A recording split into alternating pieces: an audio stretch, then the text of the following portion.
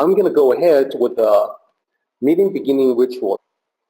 起立，面向佛堂，参加三鞠躬、一鞠躬、再鞠躬、三鞠躬，参加各位点传世一鞠躬，开班一鞠躬，请坐下。Please be seated. A quick comment on Hitler and other notorious figures from our collective shared history. One very interesting question was asked to Huineng, the sixth patriarch of Zen Buddhism, about people like that. You know, people who are so, by most people's estimation, people who are just incredibly evil. Do they have Buddha nature? That question was put to Huineng, and the response from Huineng is that, well, there's a pretty lengthy response, which I recently worked on translating. I'll give you the short version. He pointed out that Buddha nature is all one, and these judgments, human judgments that we make on good versus evil, you know, good people, bad people, incredibly bad people, things like genocide and so forth, these do not detract from the oneness. These are ideas that cause the illusory separation that we experience in the material world. So ultimately, at the end of everything, there's still just the Buddha nature. When we speak of Buddha nature, oftentimes the discussion can veer into whether or not it is the equivalent of the Western concept of the soul. So opinions differ because one definition of Buddha nature is that it is the potential in sentient human beings to become enlightened. So if that is the case, then a potential is that equivalent to the soul. Well, it also depends on what you think the soul is.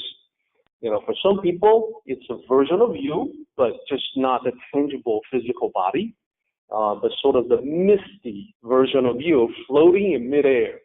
You know, the ghostly version of you, so to speak. For other people, the soul can be a more abstract concept. The soul can be the spiritual self, for instance, that is capable of realizing enlightenment. And if so, then it's actually closer to Buddha nature. So what about animals? What about pets? Do they have this soul? Well, once again, opinions differ on that in the West. I have known fundamentalist Christians who will debate and argue all day long that heaven is strictly for human beings who are in possession of the immortal soul. So it is only human beings who have the ability to make decisions, to accept, you know, Jesus as the Savior or not, and therefore either go to heaven or hell. So animals are not capable of making that decision. Therefore, they are not subject to salvation. They don't have a soul, etc. On the other hand, in Western culture, there's also, I remember a Twilight Zone episode. Twilight Zone is from the 60s. It's in black and white. One of my favorite things. One episode has a man traveling with his dog, just walking on the trail. And, you know, it soon became clear. It becomes clear to the viewer that this man is experiencing sort of like purgatory, the afterlife. And he goes to a place, and there's a person to greet him, like an angel. And, you know, he's about to enter into this other place, and so the greeter is welcoming him to this other place. But then says, oh, wait a minute, your dog can go in there. You know, this is just for you, right? So the man is like, well, if my dog can come with me to that place, then that's not the place for me. We're going to go somewhere else. See ya. And, you know, later on, when he gets to the other place, he realizes that this another place that accepts him and his dog, that's the actual heaven.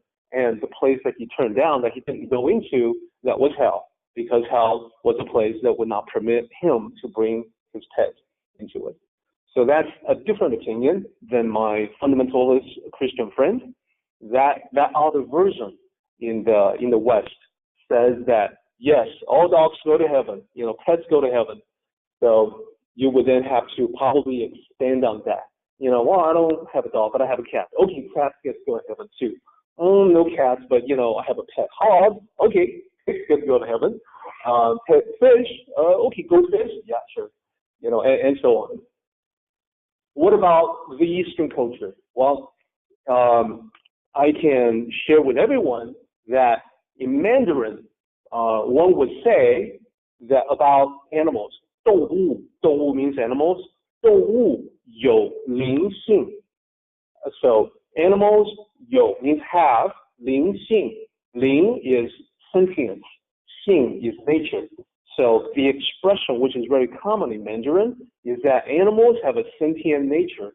That is to say, when you look at your dog, when you look at your cat, you can communicate with them. You feel something for them. They feel something for you. As what you have heard from Alex, animals become, they definitely exhibit that personality and character traits. They are a person. They have that personhood. They know what's going on. They know when people are being kind to them. They know when people are being abusive to them. They know. Vets, therapists, people who work with animals, they often relate stories about animals who demonstrate this extraordinary level of awareness that we don't necessarily associate with animals in general. And one particular vet says that, sometimes he knows when animals are suffering, he'll massage them. He works at a zoo, and he'll massage them to help relieve the pain and fatigue. And, the assumption, he says, is that animals are not aware of what's being done for them, but he says, I know that they are aware. Like, they will actually make some gestures to demonstrate their appreciation. And so he says, sometimes all they do is that they lean into you, when they don't have to. And that's just to say, hey, I know what you just did for me. That was really good. Thank you so much.